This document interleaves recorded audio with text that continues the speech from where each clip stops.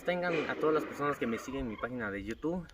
Hoy venimos a grabar a una de las agencias de acá de San Juan Mixtepec que se llama Mesón de Guadalupe, primera sección, San Juan Mixtepec. Y vamos a grabar un poquito y le doy gracias a las personas de acá de este pueblo que me dieron el permiso de grabar. Este pueblito es muy famoso por su bebida, que es el pulque, una de las bebidas típicas de acá de San Juan Mixtepec. Cada semana, cada día de plaza, la gente de acá saca pulque para ir a vender y es un pulque que está muy bueno, la verdad. Está contigo bueno ni video buena che video ñasca en mi página de YouTube conmigo ahora. Que bichiba si ven datado Mesón de Guadalupe, primera sección.